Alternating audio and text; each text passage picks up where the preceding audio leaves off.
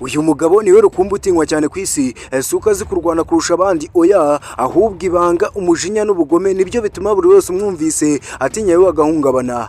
Kim Jong Un ahari wo mwumva mu nkuru n'ibitabo, gusa ntabwo umuzi rwose, ahubwo umuturage we niwe umusobanukiye kuruta buri umwe. Banza wumve gato, muri Korea ya ruguru na YouTube na Facebook yewe nta n'urubuga na rumwe rwemewe ukoreshwa na rubanda uretse gusa gutega amatwi radiyo na televiziyo bya leta, ubundi bakumva ibyo gusa leta yabateguriye. Ariko maye ni mugihe none se shaho umwana wavukiye mu batware agakura abona icyo ashatse cyose yakwitsamura abaturakire databuja, kandi ubwo n'uruhinja rw'amezi, aho ni gute yari kumenya ko hariho rubanda rushonje? Uyu munsi biragusaba kwitonda maze ukomeze umutima wawe, ubundi unege amatwi ijambo kurindi, maze koko nanjye nivi muzi n'imuzingo ngugezeho inkuru yuzuye amateka ku buzima bwa Kim Jong Un, perezida wa Korea y'Amajyaruguru na magingo aya.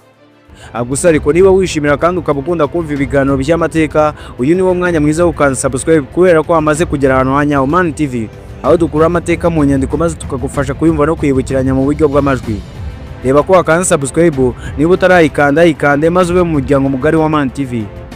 Je, Disale Hasani, iyi Man TV, bahaye ikaze.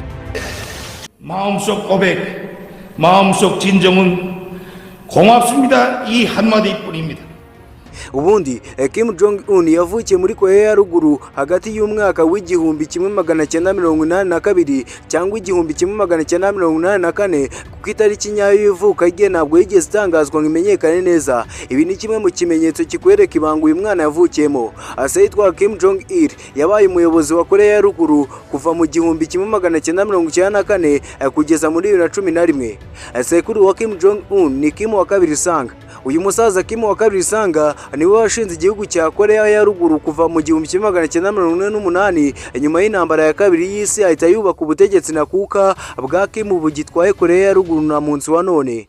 Nyina wa Kim Jong Un yitwa Ko Yang-huy, yari umuyapani wari umwe mu bagore ba Kim Jong Il. Uyu mugore yagize uruhare rukomeye mu gutuma umuhungu we yitegura kuzaba umuyobozi ukomeye, kuko wasangaga ari we rwose wita ku muhungu we, nubwo yari afite abagaraga ibihumbi bamwitagaho. Gusa Ko Yang-huy niwe wamumenyeraga buri kimwe, kandi rwose akamukunda kuruta buri mwana wari mu rugaho.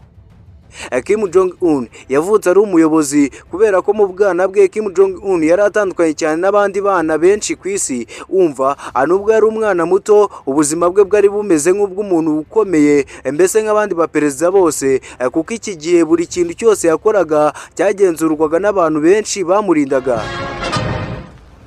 Akiri umwana, Kim Jong Un yabaye mu buzima bwiza cyane bufite ibintu byinshi byiza abana benshi batabona, kuko yari afite ibikinisho byinshi, imyenda myiza, n'abantu benshi bamwitagaho buri munsi. Yari afite abakozi bashinzwe kumutegurira ibyo kurya, abandi bashinzwe kumwitaho mu mikino, ndetse n'abamurindaga buri gihe kugira ngo hatagira umuntu umwegera ngo abe yamugira nabi cyangwa amuhungabanye. Ikindi kandi Kim Jong Un yakuriye mu buzima busanzwe bwo gukina nk'abandi bana benshi, oya, ahubwo yakuriye ahantu harinzwe cyane, aho abana bake cyane aribo bashoboraga kumugeraho. Abana bakinanaga kenshi babaga baratoranyijwe neza, kandi bagombaga kuba bizewe n'umuryango we. Ibi byatumaga ubwana bwe buba mu bwigunge ugereranyije n'abandi bana benshi ku isi. Ubwana bwa Kim kandi bwari buzengurutswe n'ibanga rikomeye, kubera ko nubwo se yari perezida w'igihugu, abaturage benshi ntibigeze bamenya byinshi ku buzima bwa Kim akiri umwana, nubwo yari uwo kwa perezida.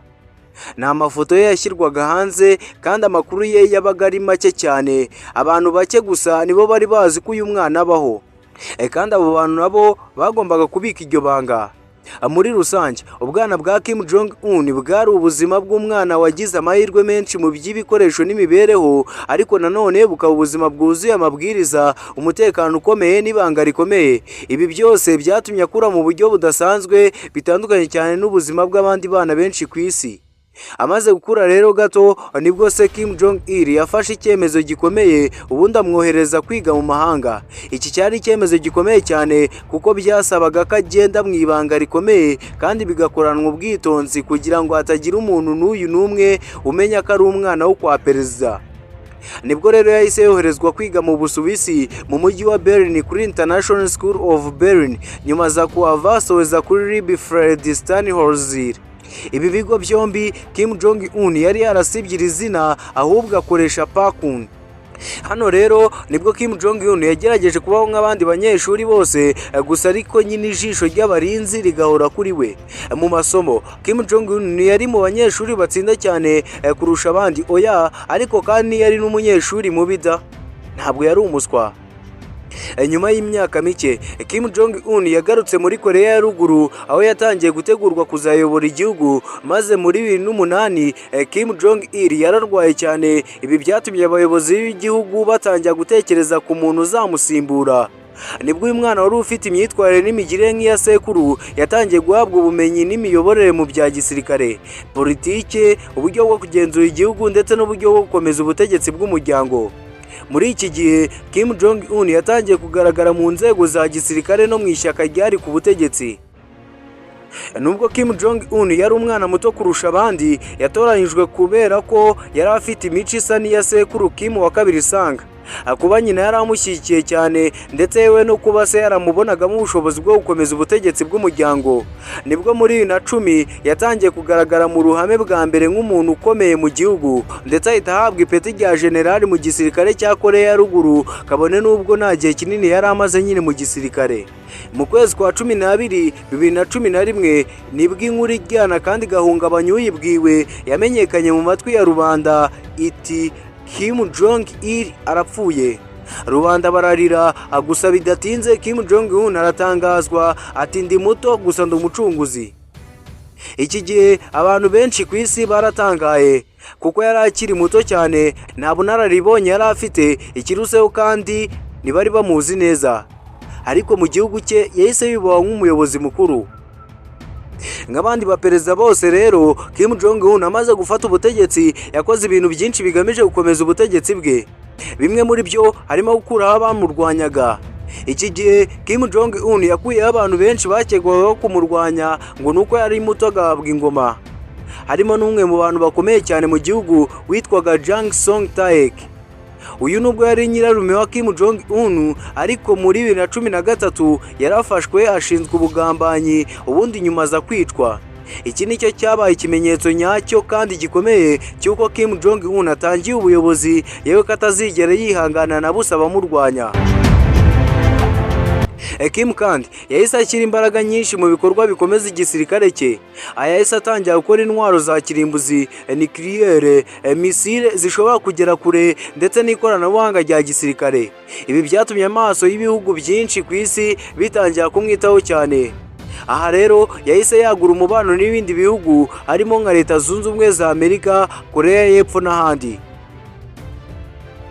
Kim Jong Un icyo wamenya ku buzima bwe bwite ni uko yashakanye n'umugore witwa Ri Sol-ju, nyina w'abana ba Kim Jong Un, nubwo bose batazwi umubare nyawo bitewe nyine n'ibanga se yakuriyemo. Uyu ni Kim Jong Un. Reka noneho ubutaha turebe neza ubutegetsi bwe ndetse n'uburyo abanyakoreya nyine muri rusange babayeho. Gusa ntibabayeho neza. Ndagushimiye cyane wowe tugeranye kuri uyu munota, uri uw'agaciro, uri uw'icyubahiro. Kora subscribe duhure ubutaha. Ajya muri comment utwungura ibitekerezo. Nje ndi Sale Hasani, iyi ni Man TV. Ndabashimiye.